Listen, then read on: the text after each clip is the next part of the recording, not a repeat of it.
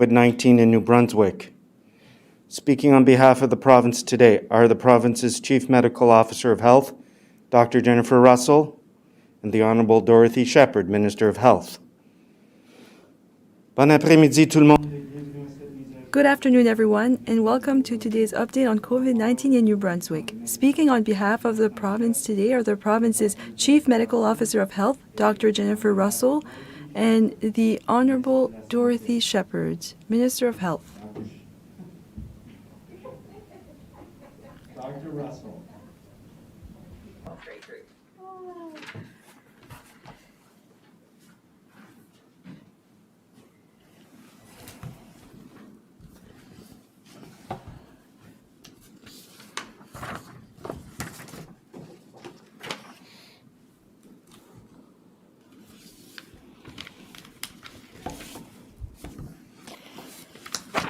Bonjour à toutes et à tous. Good morning. It's good afternoon. In some places it is the morning. In some places it is the afternoon. Nous commençons à nouveau aujourd'hui. Again, our briefing today begins with another death of a New Brunswicker from the effects of COVID-19. An individual aged 80 to 89 in Zone 4, which is the Edmundston region, has died due to the virus combined with other factors.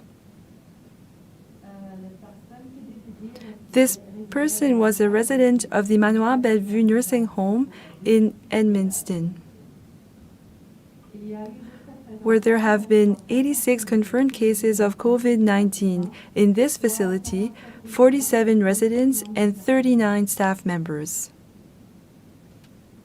Our briefing today begins with another death of a New Brunswicker from the effects of COVID-19. This individual is aged 80 to 89 in Zone 4, which is the Edmundston region, and died due to the virus combined with other factors. This person was a resident of the Manoir Bellevue, an adult residential facility in Edmundston, where there have been 83 confirmed cases of COVID-19, 47 residents and 36 staff. New Brunswick has now seen 24 deaths related to COVID-19 since the pandemic began.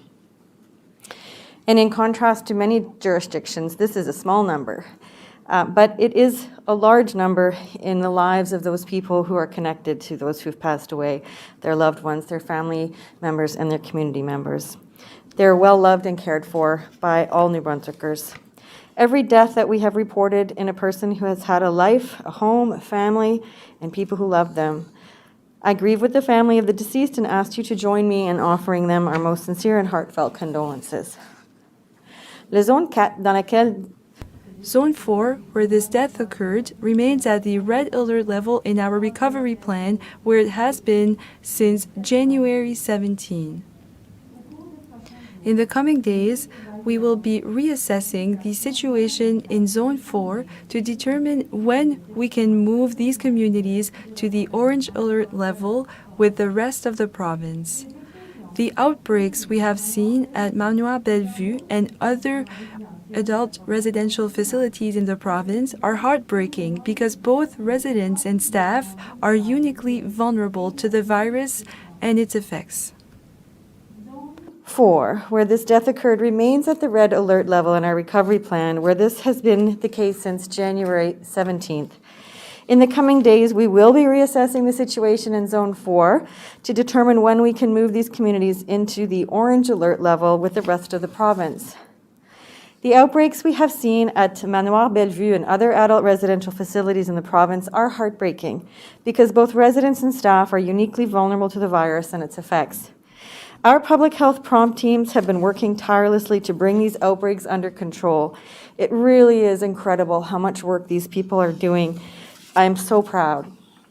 Today, I am pleased to report the end of one of our nursing home outbreaks in the province, and that outbreak is the one at Parkland St. John, which was declared on November 21st. It is now officially over. Over the past 2 months, there have been 50 confirmed cases of COVID-19 at this facility, 29 residents and 21 staff. We have done numerous rounds of testing among residents and staff over the past month, and there have been no new confirmed cases in 28 days, which is 2 incubation periods for this virus. All staff and residents at the facility were recently retested to confirm the end of the outbreak. And I would like to acknowledge the very hard work of all the staff at Parkland St. John and all of our partners, including Horizon Health Network, the Regional Medical Officer of Health, the Provincial Rapid Outbreak Management Team, Ambulance New Brunswick, the Extramural Program, which led to the clinical support to residents and the Department of Social Development. Our continued success in ending these outbreaks hinges on our combined efforts. Everyone needs to continue to wear their mask, maintain physical distancing, practice good hygiene, and support each other as we work our way through this pandemic. Aujourd'hui, Santé Publique. Today, Public Health has confirmed 3 new cases of COVID-19 in New Brunswick. There is 1 new case in Zone 1, which is Moncton and southeastern New Brunswick. There are 2 new cases in Zone 4, which is Edmundston, Grand Falls, and Saint-Quentin. There are now 130 active cases of COVID-19 in the province. 6 people are now in hospital, 2 of whom require intensive care. I again ask that you keep these New Brunswickers and everyone whose lives have been touched by this pandemic in your thoughts and your prayers. Health has confirmed 3 new cases of COVID-19 in New Brunswick. In Zone 1, which is the Moncton and southeastern New Brunswick area, there is 1 new case. In Zone 4, which is Edmundston, Grand Falls, and St. Quentin, there are 2 new cases. There are now 130 active cases of COVID-19 in the province. 6 people are now in hospital, and 2 of them require intensive care. I ask you to again keep these New Brunswickers and everyone whose lives have been touched by this pandemic in your thoughts and your prayers. And I hope that people were able to enjoy Family Day with those around them. And if you had to visit virtually, I hope you were able to take advantage of that as well. And if you were able to get outside, I hope that was possible for you as well. I was cheered to see many postings on social media over the weekend of families visiting places in or near their home communities and enjoying the day together and finding the beauty and the joy in the place where they live. And you don't have to look far to find it. But I know that not everybody was able to do those kinds of events. And so just keep those people in your thoughts and prayers as well. Je demande à chacun de limiter ses We should all limit our travels during March break to within their own health zone. This will limit opportunities for the virus to spread and prevent a repeat of the outbreaks that we have experienced over the past month. In a couple of weeks, I do want to see New Brunswickers take the same approach to enjoy this break with their families and staying close to home. Many of the activities we would normally associate with the spring break can't really happen easily this year, but we can still have fun and enjoy the time together. The arrival of new variants of COVID-19 reinforces the urgency of reducing travel and interactions with others, even within our own province. I ask that everyone limits their travel during March break to within their own health zone. This will limit opportunities for the virus to spread and prevent a repeat of the outbreaks that we have experienced over the past month. Our friends in Newfoundland and Labrador are now experiencing the kind of outbreak that we hope to prevent. Driven by the UK variant of the virus, an outbreak that started at a school sports tournament has resulted in more than 200 infections in less than a week and put the entire province of Newfoundland and Labrador in lockdown. We stand with the people of Newfoundland and Labrador in their time of need and trial, as I know they stood with us when cases were surging in our province. And I have been in touch with the Chief Medical Officer of Health there and myself, and the Chief Medical Officers of Health from PEI and Newfoundland also have been in contact with her. The Newfoundland outbreak shows how quickly fortunes can turn during a pandemic and the need for all of us to remain vigilant against the further spread of this virus. The pandemic is changing, even as we strive to get vaccines into as many arms as possible. We need to buy time for our vaccination effort so that we can protect our most vulnerable citizens before the new variants take hold. The good news is that while the virus is changing, our methods for preventing transmission remain effective. The strategies that we have learned over the last year will be effective against the new variants of COVID-19 as they have been against the original version. Wearing a well-made and well-fitted mask remains an effective way to protect yourselves and others. The same is true of maintaining 2 meters of physical distance, washing your hands regularly and thoroughly, and staying home when you feel unwell. Il est toujours essentiel que vous It remains vital to monitor yourself and your family for symptoms of COVID-19 and seek testing when symptoms emerge. These tactics have been the foundation of all of our successes with this virus.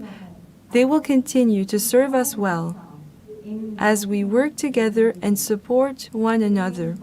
monitor yourself and your family for symptoms of COVID-19 and seek testing when symptoms emerge.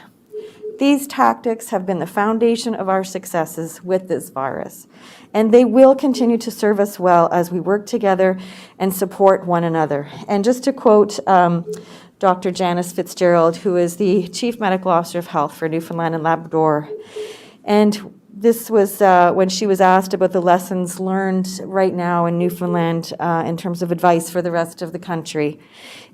You can never let your guard down. It doesn't matter how low your cases are. So on that note, I will turn it over to Minister Shepherd. Thank you very much.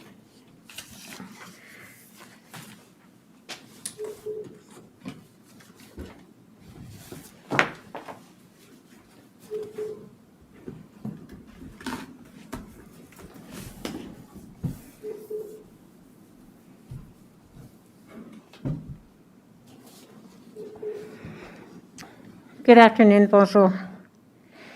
I was saddened to learn yesterday that a person has died as a result of underlying complications, including COVID-19. This person was a resident of Manoir Bellevue in Edmundston. Today, we learned that another resident of Manoir Bellevue has died as a result of underlying complications, including COVID-19. On behalf of all New-Brunswickers, I want to express sincere condolences to the loved ones of both individuals. Our thoughts and prayers are with you. While these residents did have underlying complications, COVID-19 was the trigger that led to their deaths. And we know behind every one of these numbers is a family. New-Brunswickers continue to do the work needed to slow the spread of COVID-19 in our province. We should be proud of what we have achieved by working together. As Dr. Russell said, today there are 3 new active cases of COVID-19 in our province. Yesterday, we had 1 new case. While this is good news that the numbers of new cases are declining, we must not get complacent. Currently, there are 443 people self-isolating in our province. The virus is still with us. We are watching with concern what is happening in Newfoundland and Labrador. That province had done really well in keeping transmission low, but that changed last week. Now they are fighting a new battle against the virus. We were in a similar situation ourselves not that long ago. Outbreaks such as the one in Newfoundland and Labrador, as well as the surge in active cases we experienced in our province over the last few weeks, are a reminder that this virus will take any opportunity to spread. We must do everything we can to not give it that opportunity. Added to that are the new variants of the virus, including the 4 confirmed cases of the UK variant we have seen in our province. That is why we are currently remaining at the orange alert level in all zones of the province except Zone 4, the Edmundston region, which remains at the red alert level. Our goal is to have Zone 4 in the orange alert level as soon as possible.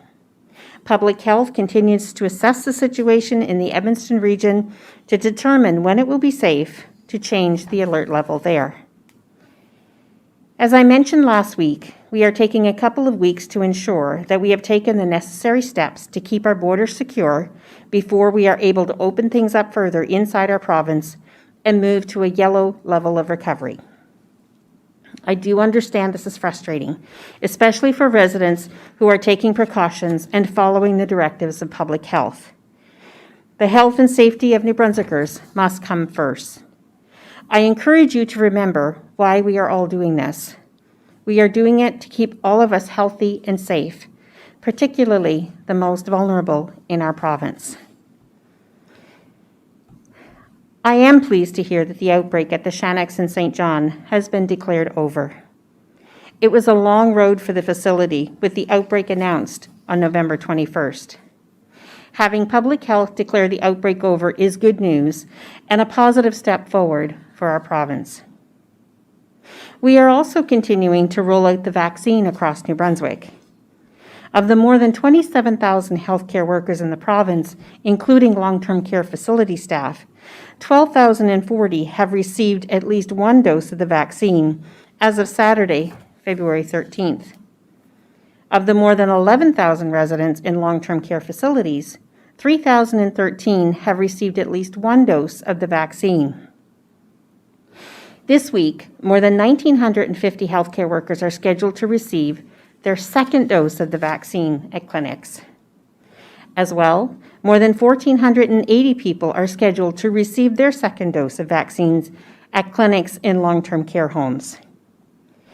We are expecting a shipment of 8,190 doses of Pfizer-BioNTech this week.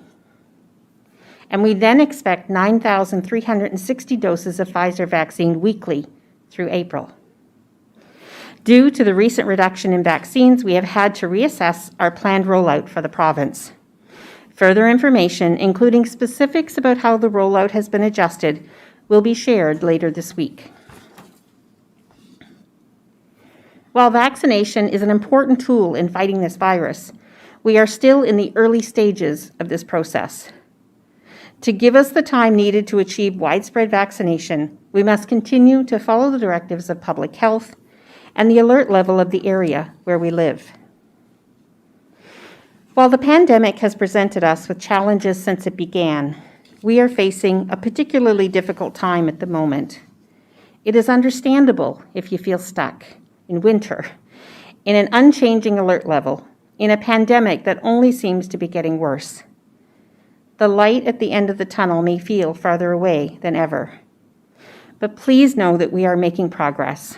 Public health is constantly reassessing the zones to determine when a change in levels will be possible, and we are receiving more vaccine. I encourage you to focus on those positives, to find ways to stay connected to your loved ones, and to reach out for support if you need it. There are brighter days ahead. Thank you. Merci.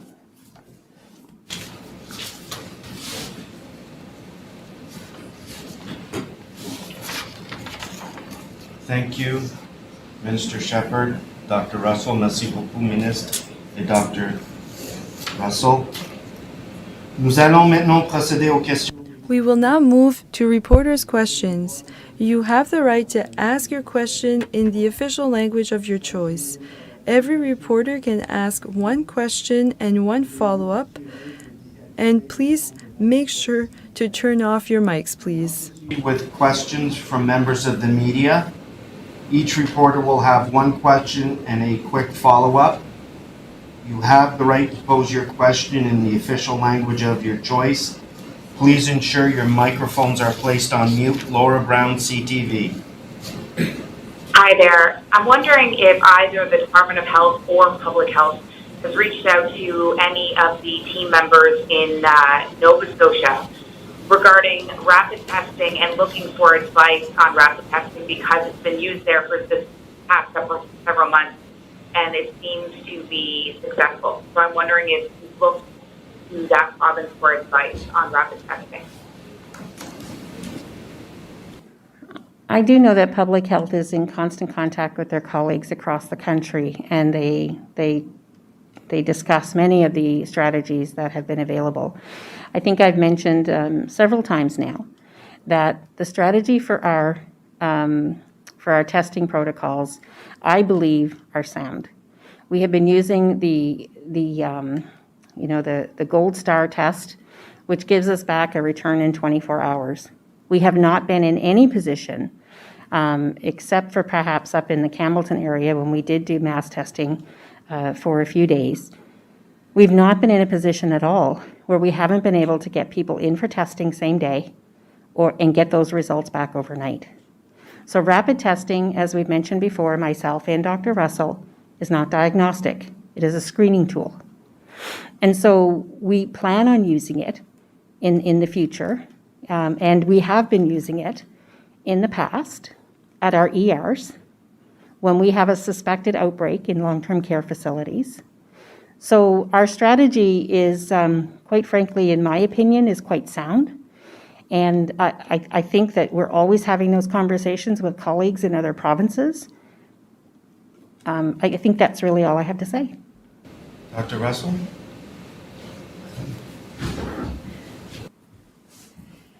Hi, Laura. I just want to support with what Minister Shepherd is saying.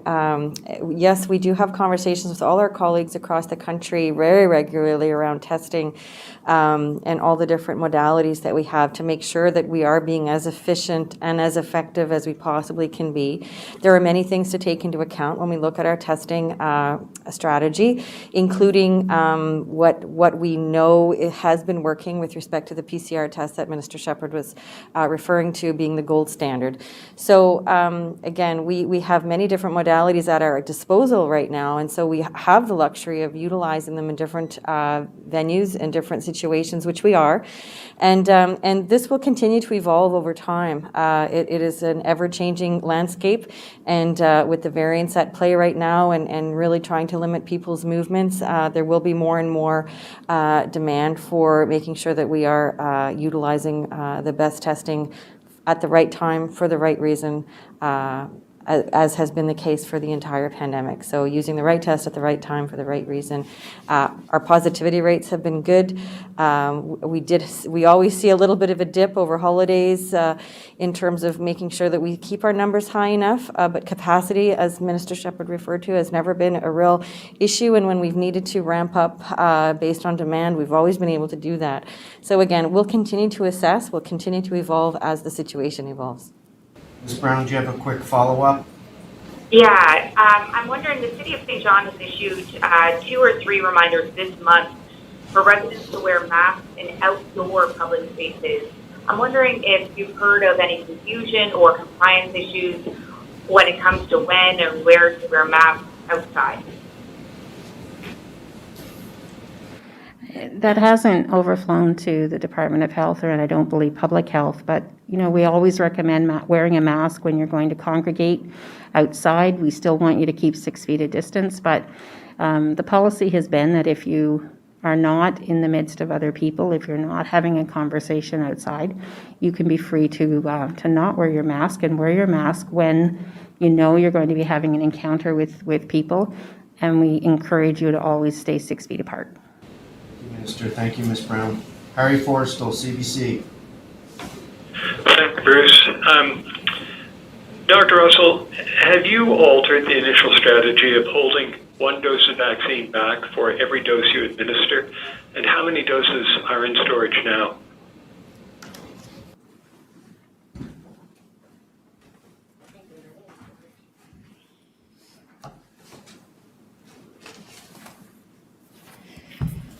Well, our testing strategy has been evolving based on delays in dosages that we were supposed to receive.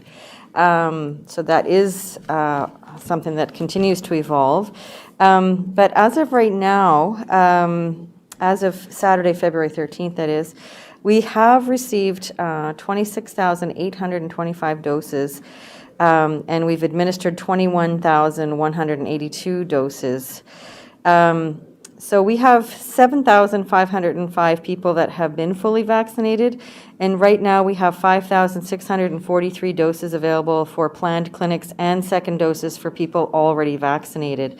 So that's really the latest information. We don't have any shipment of Moderna expected this week, but a shipment of Pfizer-BioNTech. We have 8,190 doses coming this week. But that is under the new 6-dose labeling, which requires a different type of syringe to be able to get all 6 doses from that shipment. And we expect that 9,360 doses of Pfizer will be arriving weekly through April.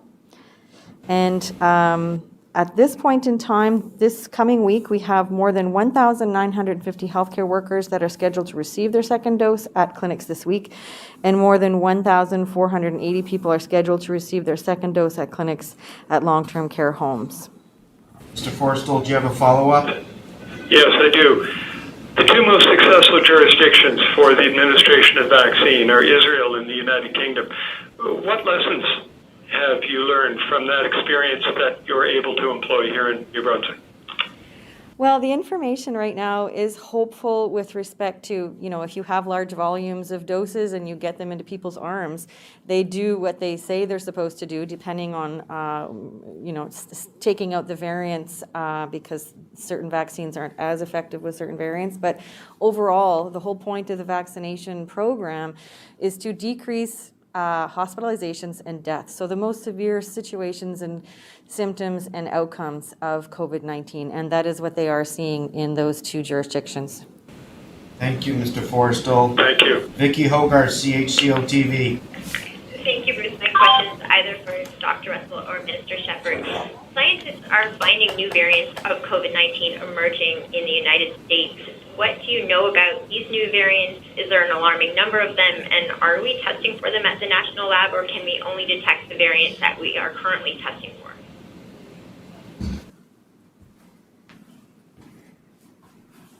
So the information on variants, Vicky, changes week to week, day to day, and it's really something that's we're staying on top of in terms of what new information is coming out there. As of right now, we are sending our samples to the National Microbiology Lab for that sequencing.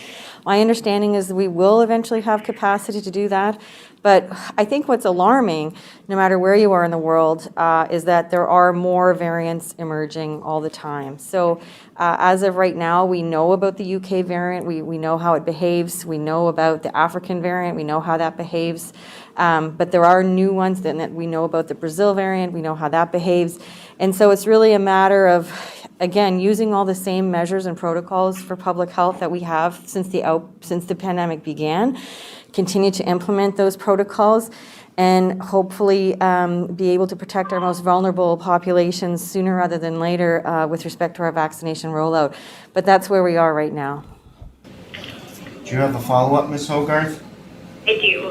The federal government is requiring people returning to Canada from the U.S. at land borders to get tested upon entry to the country starting February 22nd. Do we know yet how that will work exactly? Will they be tested at the border, at a nearby testing site, and will it be a rapid test?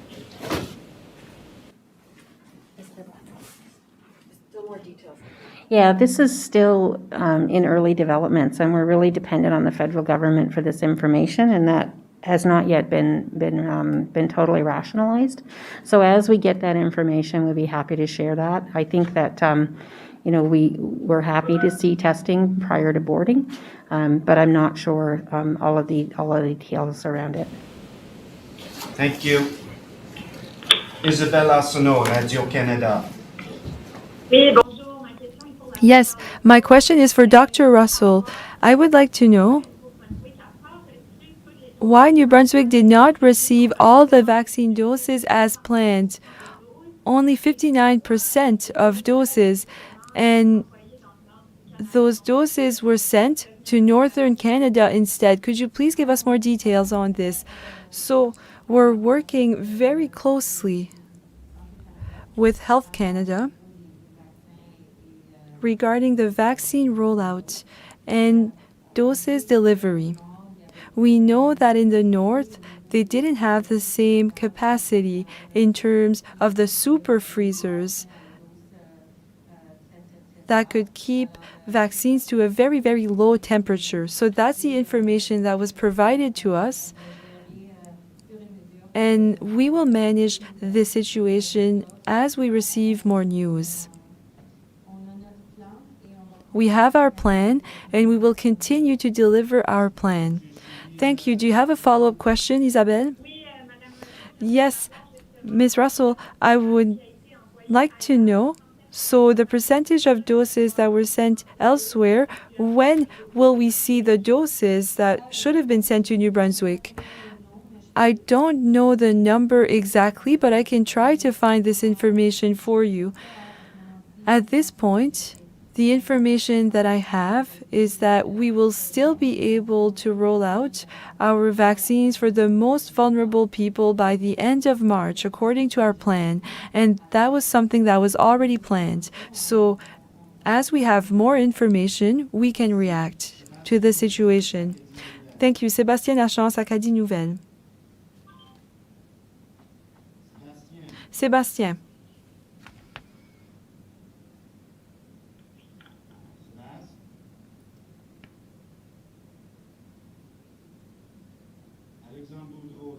Alexandre Boudreau, Acadie Nouvelle.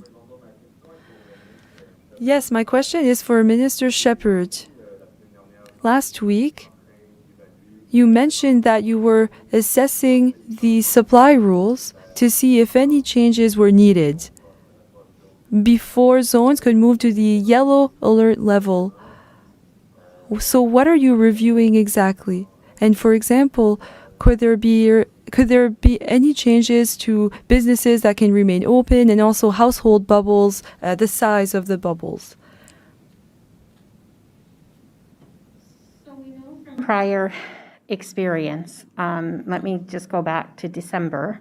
Before we went to the yellow alert level in all jurisdictions of the province, we had 44 active cases.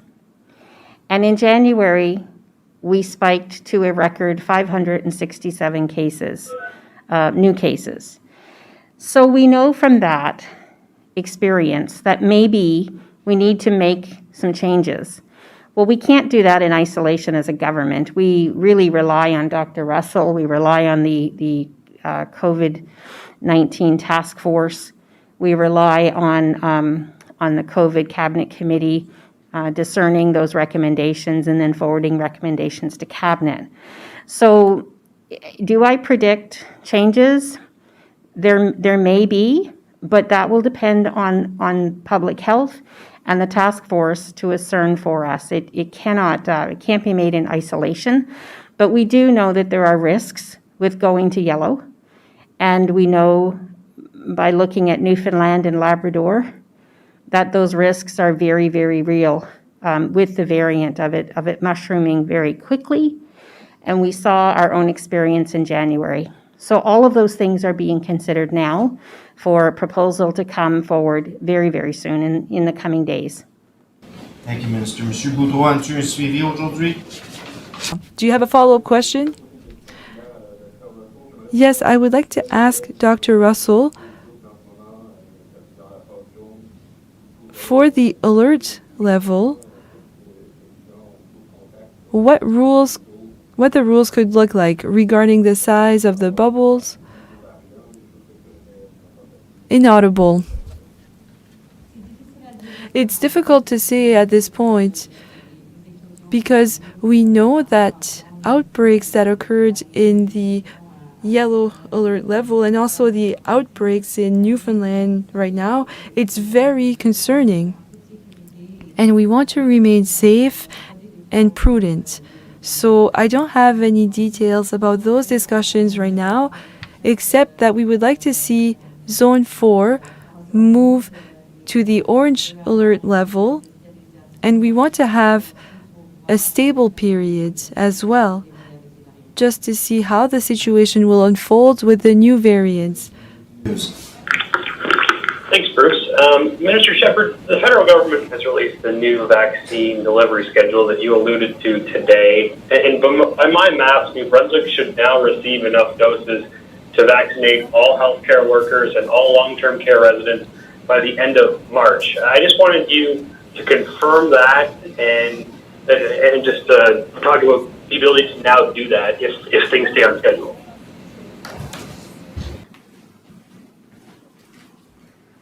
So thank you for that question. I do believe we're going to receive the vaccines that would certainly accomplish that task. However, the date may be a little bit off because I'm pretty sure that one of those last shipments is going to be the week of March 29th. And so we've been very prudent with managing our clinics and our vaccine rollout. and making sure that the vaccines are actually on their way to us before we make those commitments.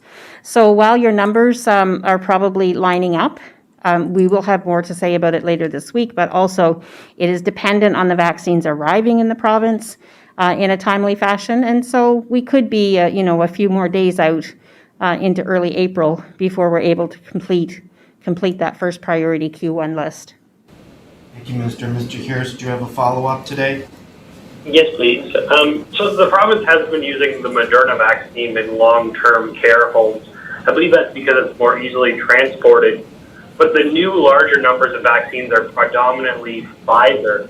Does that complicate the long-term care residents being able to get their vaccines by the end of the March? And is that what you're talking about when you need a new priority list? It sure does, but that's the issue for the task force to work out, and they've been pretty diligent on this. So we're going to be expecting their recommendations and how we're going to proceed with this. And as I've said, this coming week we are going to be giving you the details of the vaccine rollout. So they should answer your questions even in more detail. Thank you, Mr. Harris. Yvon Duguay, CKRO. Plus fort, Yvon, on peut pas t'attendre. We can't hear you, Yvon. Louder, please. Is it better? You need to go closer to your mic. Is it better? Yes. Thank you, Bruce. So my question is for Dr. Russell. I would like to know the reasons why during religious celebrations, 50 people max can gather, but for other celebrations like weddings or funerals, it's reduced to 25. Is there a particular reason for this?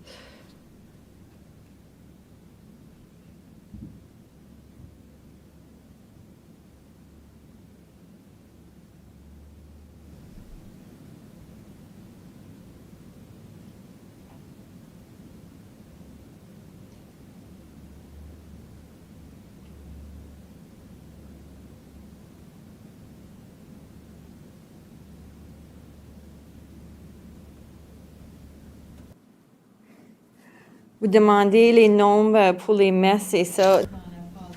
So you're asking for numbers in the orange alert level and yellow alert level?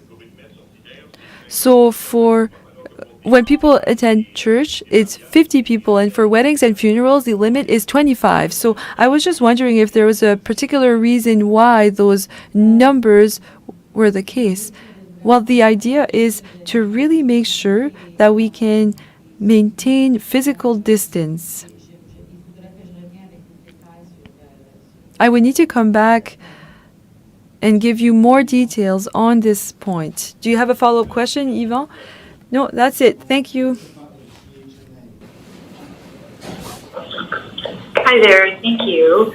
I have noticed that our testing numbers have dropped over the past couple of weeks from averaging about 2,000 a day 2 weeks ago to averaging just about 1,000 a day recently.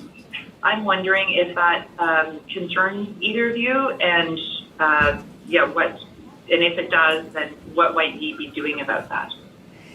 So we have always consulted our epidemiology team around what would be the baseline number that we wouldn't want to go below, and it's around 3,000 a week. So we're not below 3,000 a week, and again, we look at our positivity rates, and again, usually there's a lag time between when you see cases and then when you would see hospitalizations. So I think if all of a sudden we saw hospitalizations in folks, then we would know that we were missing a larger number of cases in the population. But at this point in time, again, all the indicators that we have are that we are doing okay. Can we do better? It's always important that if people have symptoms, no matter how minor they are, that they get tested. We have capacity. It's easy to call 811 and get the online assessment form referral. So there aren't many barriers that way. So it's really just a matter of making sure that people are aware that they should get tested and make sure that the capacity and opportunity is there. Do you have a follow-up, Ms. Butler? Yes, I was just wondering, is there any progress on establishing an arrangement with Nova Scotia to allow shared testing results for people in cross-border communities, such as like the Tantramar area?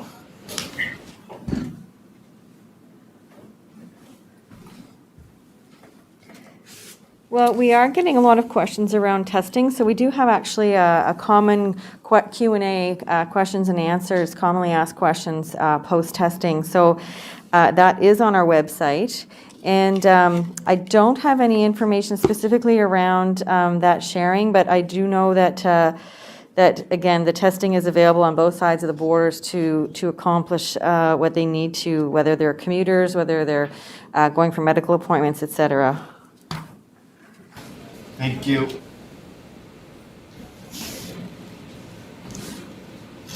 Marie Sutherland, CBC. Good afternoon. Question for Dr. Russell.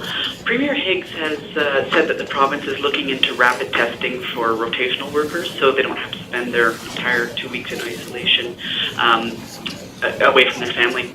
I'm wondering why New Brunswick isn't using Fredericton-based Luminultra's qPCR diagnostic test, which provides accurate results in 2 hours, doesn't require a backup test, and will it be incorporating this test going forward? So Dr. Russell can add to this if she thinks I don't cover it, but it's very common to test a traveler on day 5, day 7, sometimes even day 10, and not get a positive result, but get a positive result later. So we know from our experiments, or shall I call it an experiment, we know, but from our policy with regards to international students and temporary foreign workers, that when we had them isolate for 14 days, not one of them transmitted. And so this is the basis for the security that we are asking for with regards to all travelers isolating for 14 days.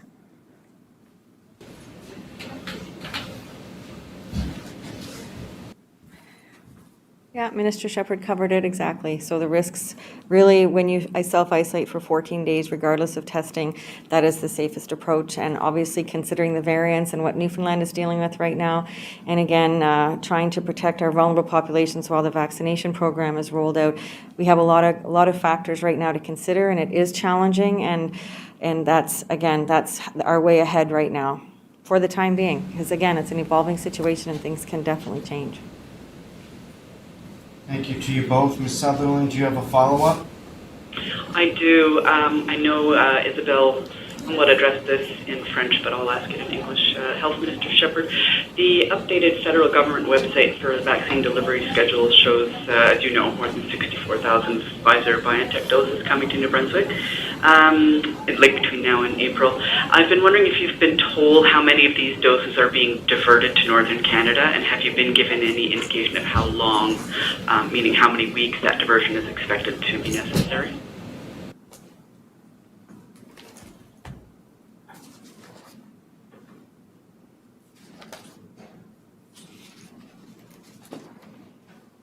So no, I'm going to say that I haven't been told about, exactly what's been diverted.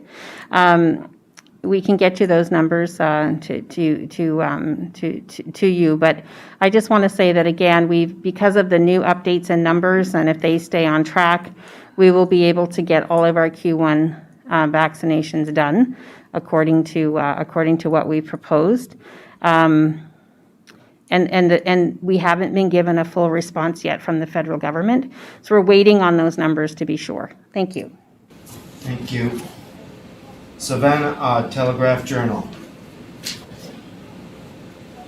Hi there.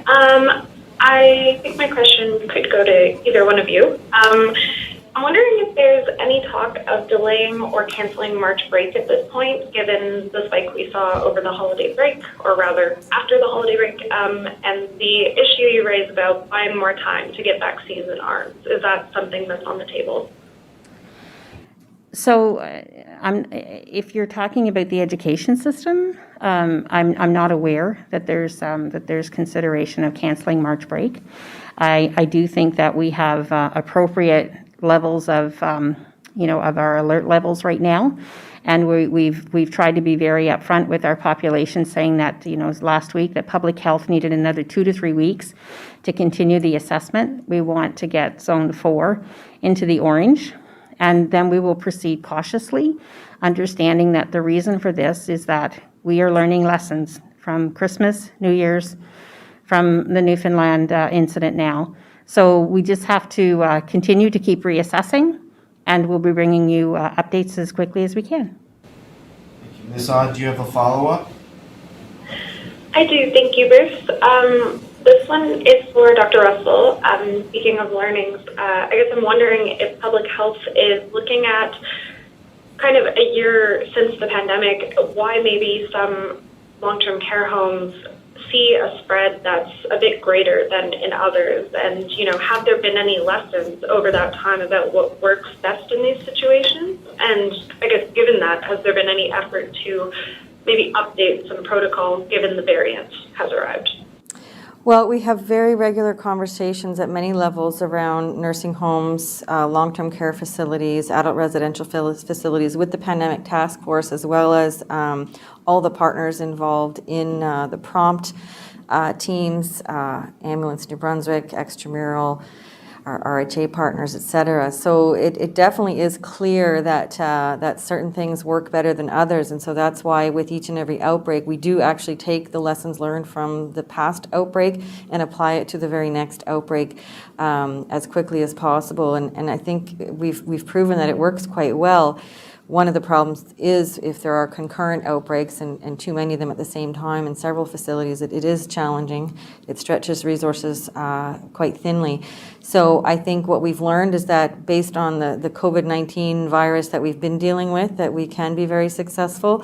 But we know with the variants that this success will be harder to come by and we'll have more challenges, and that's why it is so necessary to be as cautious and prudent as we can possibly be right now while we wait for our vaccination rollout to happen and protect those vulnerable populations in those settings. Thank you. Aidan Cox, CBC. Hi, thanks, Bruce.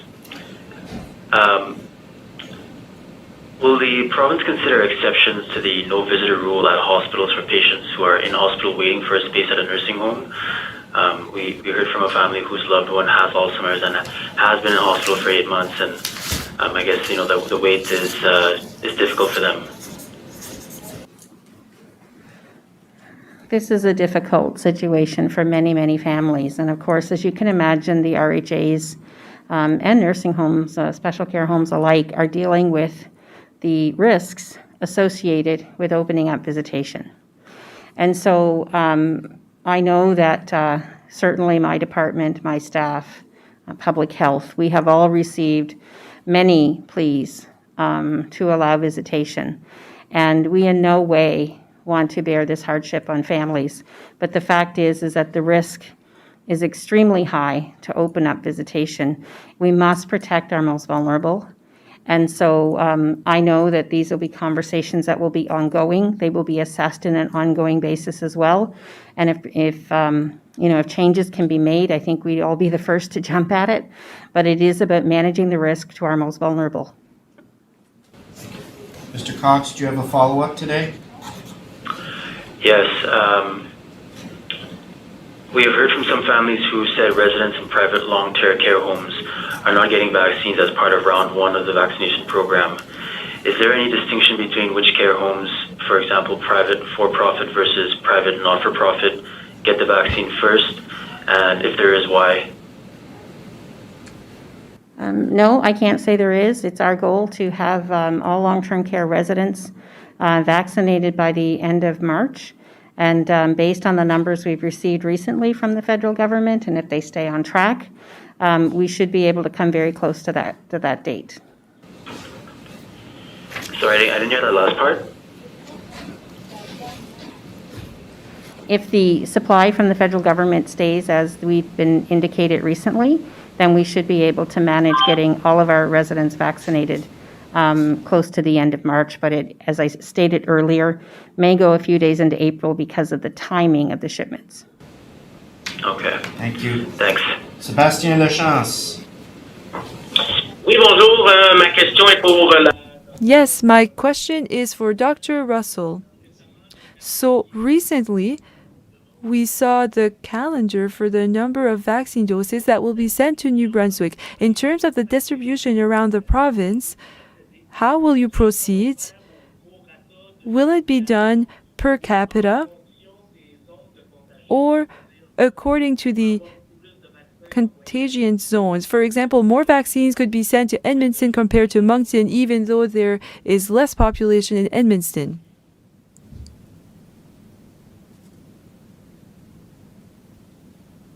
I'm going to take that question because the vaccine rollout is by priority group at this time, and priority groups are going to be established, and so as the vaccine comes our way, we will of course be targeting long-term care facilities and looking at the supply that we get from the federal government.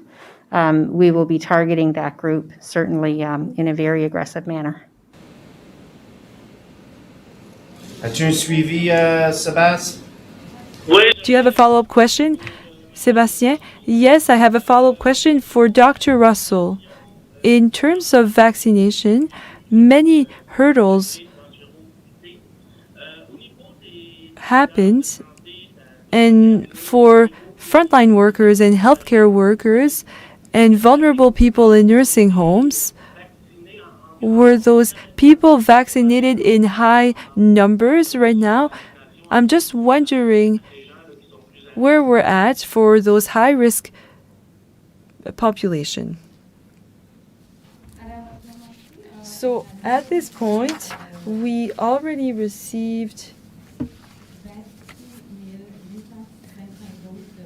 around 26,000 vaccine doses, and we administered around 21,000 doses, and in the public, there's around 7,000 people who received both doses, and at this point,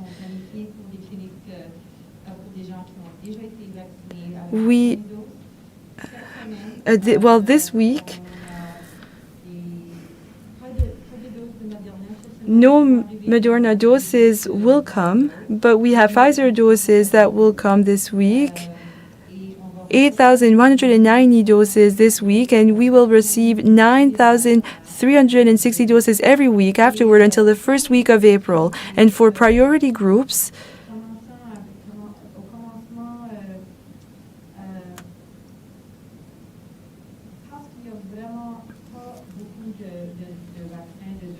because very few doses were received, our goal is to have the vulnerable people vaccinated by the end of March. But it will depend on vaccine delivery dates, if they come as expected. And the priority group, our goal was 61,000 people. So this includes nursing homes residents, First Nations groups, and older New Brunswickers, those who are 85 years old and up but do not live in nursing homes. And there's also healthcare workers and healthcare workers in adult residential facilities. So that's our goal. And we would like to vaccinate all of those individuals by the end of March for that priority group. We have 11,000 residents in long-term care facilities. So of the more than 11,000 residents in long-term care facilities, 3,013 have received at least one dose of the vaccine. So that was dated Saturday, February 13, and of the more than 1,950 healthcare workers, of the more than 27,000 healthcare workers in the province, including long-term care facility staff, 12,040 have received at least one dose of the vaccine as of Saturday, February 13. Thank you, Mr. Lachance.